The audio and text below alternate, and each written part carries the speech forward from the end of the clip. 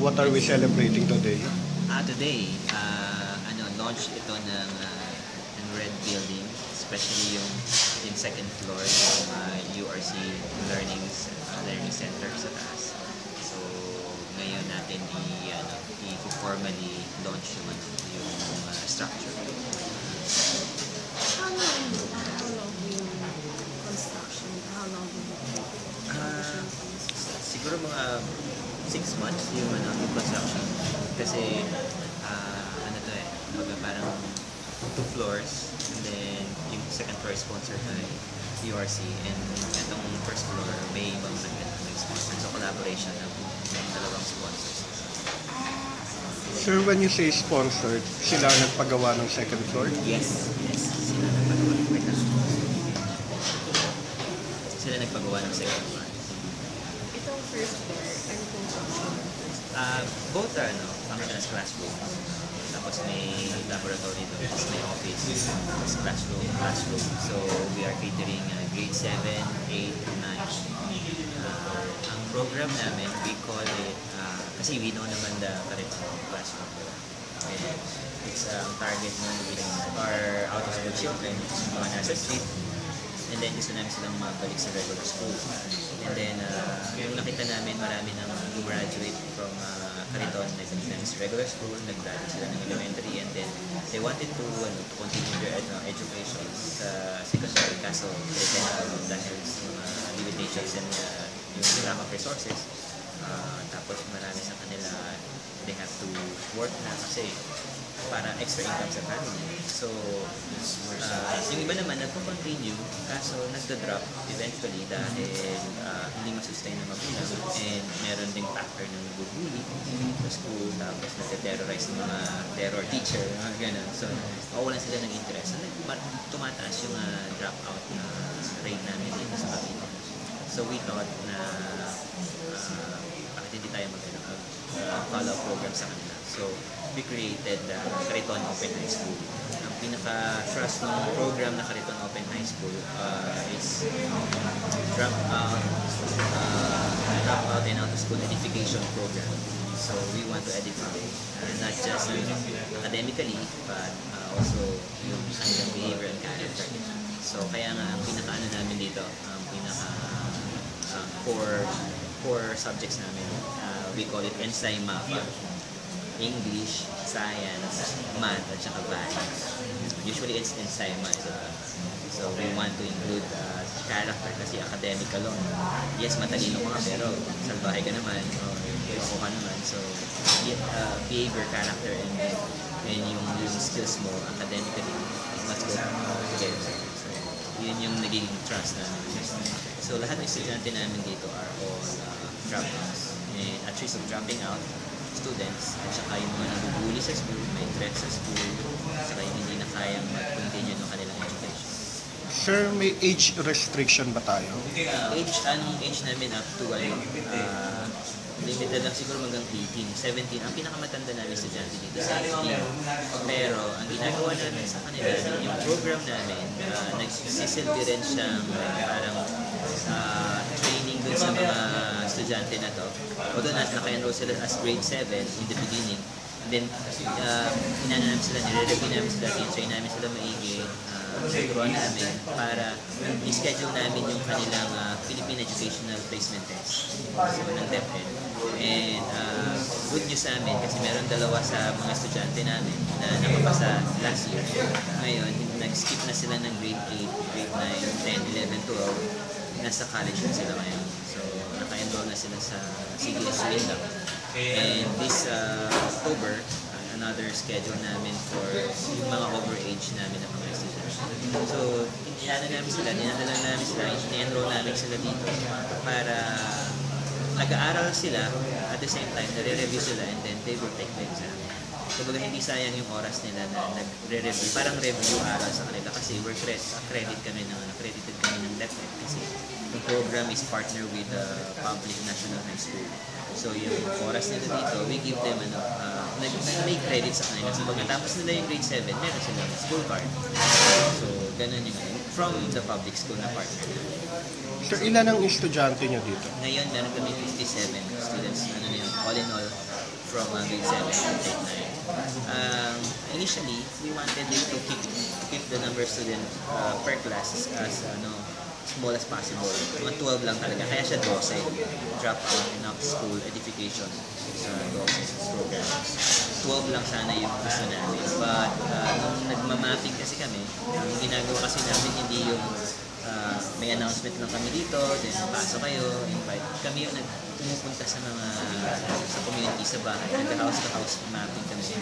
Alam namin kung sino yung mga dropout. Yung mga gusto pong mag-aral, kasi meron naman mga youth na hindi nila gustong gumraduate ng high school. Gusto nila ng skills para makapagtrabaho. Diba? Meron namang gusto na mag-aral para makapagtrabaho. Yun yung tinatarget namin. Yung mga ang gusto ng mga bata ay gusto nila magkaroon ng special skills para makapag-work na sila. Hindi yun yung target namin. Target namin yung mga gustong i-continue yung kanilang secondary education and pursue higher education. Sa Cavite naman. Right now sa Cavite muna ang concentration namin yung program na ito, and then this is understudy. Eventually we'll let DepEd know about this. Propose namin if we can have a nationwide or regional-wide replication like what we did sa Cariton Classroom.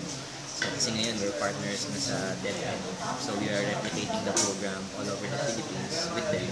And this one, hindi pa nila alam sa program na ito na ginagawa namin. So we're running this since 2012, so it's our third year ngayon. So kaya meron kaming 3 levels. So ang future plans namin after, kasi grade 10, kasi grade 12 na tayo, di ba? 3 levels. 3 grade 7, 8, 9. Okay. So, and then pag nag-grade 10 na, so 4 levels na yung next year. And then after that, 11 and 12, the senior high school, yun yung next target na future plans na magbuo kami ng pre-college curriculum and education for the higher, the senior high. Sir Efren, is this a free education? Yes, wala silang walang tuition fees, libre yung facility, libre yung school supplies, walang kasi totally free. Pati merienda subsidized ng grupo. Okay. Ano yung teacher na nagtuturo? Yun namang teacher na nagtuturo, ang nakakatawa dito. Mga professional teachers. Kasi sa Cariton, pwedeng mga para-teachers yun, mga youth, pwede sila mag-college. But in this case, since merong certain standard ang Department of Education pagdating sa high school education, and we are partner with the national high school, so mga professional teacher volunteers yung mga pasok at nagtuturo dito. Yung mga kasi usually may mga teachers na bago pumasok sa school, ang pasok nila 10 o'clock. Pupunta muna sila dito ng 6 or 7 o'clock to teach.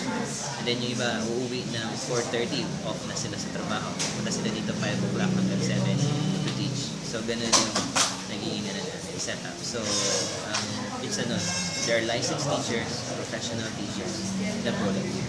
So wala rin silang bayad. Ilang lahat? 15 kami lahat. Pati ako nagtuturo din ako. So, ang tinuturo ko ay math. Kasi professionally, I'm an educator, teacher na ako. So, yun yung major place. So, and at the same time, ako yung pinaka-headmaster nila dito sa parang principal. Kami Gumagamit ba kayo ng for example, technology or gadgets in teaching? Yes. Actually, itong area na to, this is a classroom. So meron kami dito multimedia, may TV dito, may lahat sila may sarili-sariling laptop ginagamit kasi we have 2 types of teaching. We have modular approach at saka yung in-class teacher or in-class teaching approach. So meron pag modular, they have their copies with them.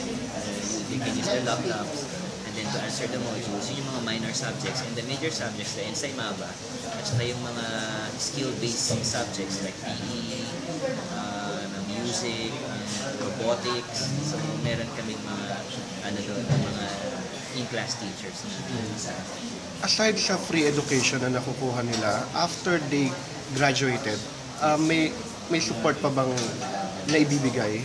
That's actually our yung plan. Yung dalawang nakapasok pumapasok ngayon sa school, sa higher education, sa hub school, kami nagsusupport sa kanila. Pero mahirap i-sustain pag dumami na sila. Ngayon, dalawa pa lang. So that's why we're started the plan para dun sa pre-college education, and then continuous yun papunta sa university or maging academic program in the future. So para kami na mag-provide ng college education nila. And then Paano yung schedule mo? schedule, half day. Start at 6 a.m. to 11:30.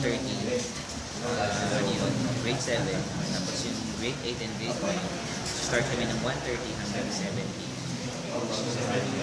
So yun yung Monday to Friday. Then meron kaming values mentoring session ng Sundays. So may Sunday kami activity. Then yung Saturdays namin, outreach program namin. So involved yung mga estudyante sa outreach program. So parang kasi tinuturuan namin sila na may value naman yung itumulong sa kanila. Even they're young, they can do something na they're never too young to help out, to take a risk on how they can help. So parang yan na namin the young age, na-instill na sa Manila, binabago na namin yung mindset nila na tutulong sila eventually. Sir Efren, can you share one interesting story ng estudyante niyo? One interesting, siguro ang pwedeng i-share si Kes. Kasi isa na siya sa mga estudyante namin. Si Kes, nakita namin siya from the dump site. Tapos inalagaan namin siya dito. Natin siya ng Clayton Classroom. Ilang taon siya, sir? It was 4 years old when we met. Tapos scavenger siya. Tapos kinakain niya basura, kinokolekta niya basura. Yun yung niya, tabako niya. Tapos at a young age, then namamali sa kalye. Kita namin siya natutulog sa harapan ng convenience store. So ako at saka yung mentor naman si Katie, nalagaan namin siya, ginawa namin siya. Nung after niya masunog, kasi nasunog yung katawan niya, natulak siya sa nasusunog na gulong. So yung mga magulang niya, pinabayaan siya. Dati mamis daw siya, dikit siya sa malas, kaya nangyari, ayaw siya sa kanya. So kami na inagalan. And then nag-volunteer siya sa amin when he was 6 years old. And now, after 2 years, nagtayo na siya ng sarili niyang organization. He called Championing Community Children. And because of that, in 2012, they were recognized by the Nobel Peace Prize, yung younger version of yung International Children's Peace Prize. So siya yung winner ng 2000. Tapos, estudyante namin siya ngayon dito sa Open High School. Kasi tinitrend siya ng parents niya, ng tatay niya. Kasi akala nung nanalo siya sa Peace Prize, marami siyang pera, marami siyang award, which is not true. Kasi ang nakuha niyang award is a trophy and then a scholarship grant para sa college at sa higher education. So, kaya hindi namin siya makalabas. Kasi dito siya nag-stay. So, dito siya may nag-aaral. Grade 9 siya. Sila yung first batch. Fund, yes. So, yung fund usually, we get funds from, kasi walang fees eh. So, we get it from individual donations, gifts, love gifts, mga friends. Tapos, we ask also kung mayroong gusto mag-sponsor sa bata, so pwedeng, or kung ilang bata yung gusto mag-sponsor. And what kaming regular donors outside, like yung sustainable source. Pag meron ako mga talks, I give my honorarium sa program. Tapos we ask also if they can donate in grants, mga grants. Ganun lang program. Sir, aside sa building na pinrovide ng Universal Robina, what else yung natatanggap yung support from them? They give us yung snacks. So, para sa, sa mga outreach programs namin sa kanila. Kasi hindi lang naman ito yung sinusuportahan nila. Kasi this is just one program na na nakita nilang yung long term yung magiging impact sa mga bata. Kasi matagal to, siguro 50 years siguro nakatayo pa itong yun and then continuous yung program na yun. Yung isang sinusuportahan nila, they gave us yung mga light stacks na ganyan to give dun sa mga Cariton classroom kids namin. Kasi up to now, meron kami mga program system dito pa rin sa Cavite, pero nag-lessen na yung mga bata na tinuturuan namin. Halos wala na mga street children dito. So, may ilan pa pero hindi pa talaga totally zero, but konti na lang yun. So we have itong last namin, sites namin, we have 2 sites with 60 students, 62 students dun sa dalawang sites combined. So, and then lahat yung mga yun, na-turn over na namin sa DepEd ng May 31 dahil pumasok na sila sa regular school. So ngayon, mga nasa regular school na itong mga dating Cariton kids, we support them through our Learners Educational Aid Program, or we call it LEAP, L-E-A-T. So ito yung free tutorial sa kanila, free reflection ng school supplies. Nakalan yung curriculum namin para tulungan sila sa kanilang mga projects, para mag-excel sila sa school. So yun yung after Cariton, there's the LEAP, and here's the DOSEN for high school. Sir Efren, what do you think of our educational system sa Pilipinas? Ngayon, challenging kasi nagbago tayo ng sistema, di ba? Yung K-12. So, maraming mga against doon, maraming mga nag-question doon kasi parang hindi pa prepared, parang medyo malasado. So, malaking challenge yun sa Department of Education na yun to really pull it out na maging maayos yung sistema kasi meron akong nag-meet sa probinsya kasi meron kami program sa Leyte, sa Cebu, sa Bacolod. And yun yung kalimitang mga naririnig kong mga sentiments ng mga teachers na they're not prepared for K-12. Hindi sila fully prepared. Habang parang nagyanan siya na naaprubahan na agad naman ang kanya while sila medyo nangangapang. So yun yung challenge nila. But promising naman yung K-12 talagang mapupulang kayo. Pero tayo naman siya is law yun eh. Law na ngayon, di ba? Pinasama sa batas eh. Kaya we have to follow. Kunin ko lang sir yung opinion mo. May report kasi na lumabas na saying na yung mga Jejemon, yeah, yung mga Jejemon na bata, na there's a report na para daw mas makaintindi or maintindihan yung education is kailangan yung teacher ang mag-adjust sa mga Jejemon na bata in terms of teacher yung magsusulat or magsasalita in Jejemon. Are you agree with that? Hindi siguro. Kasi although sabi nga ng mentor namin, wag natin i-box yung education in four corners, diba, ng classroom. I-balance natin. Pero not in a formal education, you use this kind of language na hindi standard. Pero you can always naman use it as a tool para mas maintindihan ng mga bata yung lesson probably. Pero you have to teach them yung proper na dapat na ituro sa kanila. Kasi pag yung baby, di ba, nag-baby talk siya, hindi ka naman set that. Baby talk mo rin siya, di ba? She has to know or he has to learn. So, hindi man habang baby talk yun, di ba? So, kung yung mga judge mo natin ay gano'n, of course, ano yun eh, kung parang fun yun eh, diba? Parang yun yung in eh, at that time kasi young people, youth tayo. Pero kailangan ituro mo sa kanila yung proper yung tama. Gaano ka stricto as a teacher? Strict when it comes to yung responsibility nila, they have to do their assignments, kapag walang assignments, they will be disciplined. Pero not sasaktan sila. Siguro extra work or extra time na answer ng additional exercises. And then kailangan talaga. Pero hindi kami stricto dito in terms na wala kaming grade requirement na kailangan para makip kayo sa program, you have to stay 80 above, walang ganun. So kahit, kasi alam naman namin, individual kasi yun na yun. Ang grading system namin dito is, we call it yung, the term, parang ina-adjust namin yung depende dun sa performance ng bata. May tawag na just forgot the term. Hindi siya accelerated. Mamaya pag naalala ko kasi so gano'n namin siya ginigrade na depende dun sa performance ng bata.